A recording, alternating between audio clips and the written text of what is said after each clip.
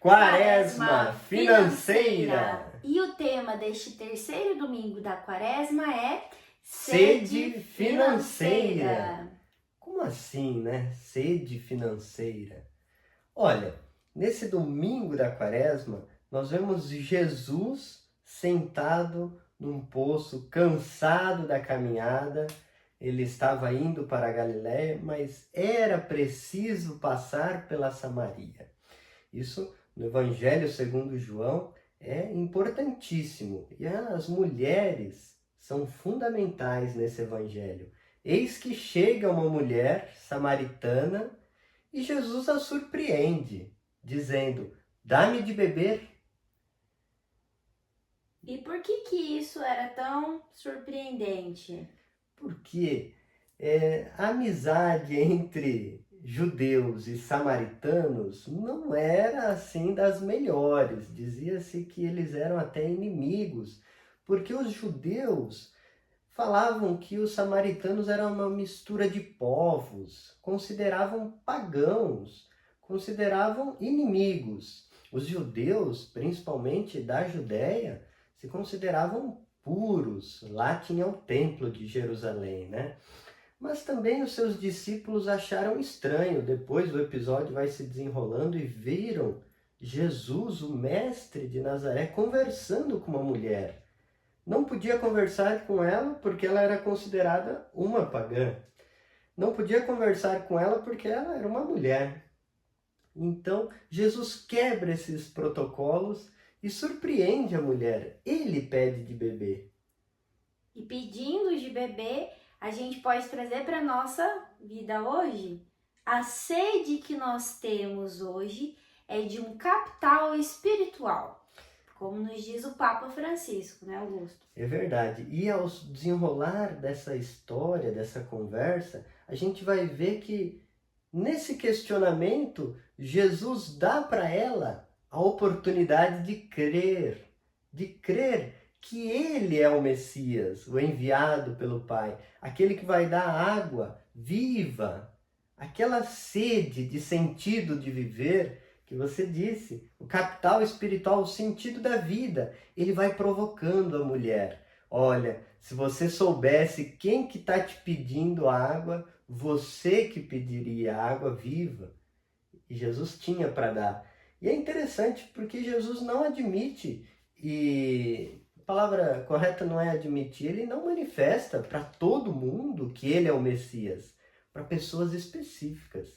Então essa mulher samaritana, no capítulo 4 de João, ela então, podemos dizer assim, é a primeira anunciadora de que Jesus é o Messias, porque ela vai lá no povoado, anuncia para o povo, e o povo então vai se encontrar com Jesus, dizendo: olha, agora a gente conheceu ele, não mais pela sua palavra, mas ela foi fundamental, vamos dizer assim, na propagação de que Jesus é o Messias. Então ela se alimentou dessa sede de Deus, dessa sede de sentido da vida, e ela compartilhou com aqueles outros que tinham também sede. Foi uma verdadeira mensageira, né? Deste capital espiritual, que muitas vezes a nossa vida financeira, na nossa vida em geral, né, gente, a gente fica um pouco perdido, não sabe o que fazer, sente falta de algo e tenta preencher este vazio com várias coisas, dentre as quais aparece um consumismo desenfreado que a gente vive hoje. Então eu preencho a falta deste sentido de vida que o Papa chama, e nós entendemos na economia de Francisco, como um capital espiritual, um chamado à vida, a algo maior. A gente tenta preencher com coisas, né? E isso pode nos trazer consequências gravíssimas na vida financeira, como endividamento, crises em geral e tantas outras problemáticas que a gente gosta muito de trazer para vocês para pensar aqui no Educação Financeira para a Vida. Então, o evangelho de hoje é muito provocativo nesse sentido. Será que nós temos buscado o capital espiritual? Será que nós estamos preenchendo essa sede que nós temos e que muitas vezes a gente nem se dá conta, porque a gente acha que tem sede de outras coisas? E também como funciona a economia atual nessa busca desenfreada por lucro e uma falsa sensação de saciedade, Sim, né? Você nunca está completo. Então, um sistema financeiro que trabalha com isso, nas necessidades e nos desejos, né? Brincando, criando necessidades, desejo. apelando, né, ao neuromarketing, brincando com seus desejos, com a sua sede. E aí a gente acaba não levando em consideração aqueles que vivem conosco, a sede de companhia, de pertença, de sentido, de amizade, de solidariedade.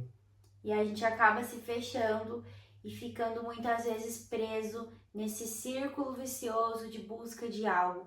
Então que a gente possa refletir, né, neste domingo, né, a partir deste evangelho deste domingo, qual é a sede que nós temos e se essa sede financeira está orientada para um acúmulo de coisas, para um consumo desenfreado ou para um capital espiritual que pode gerar frutos e ajudar muito, muito mais pessoas aí que estão na nossa vida no dia a dia. E ainda hoje Jesus repete a frase: dai-me de beber, assim como ele falou no alto da cruz: tenho sede. Quantas pessoas, amigos, homens e mulheres, pessoas em situações de vulnerabilidade têm sede?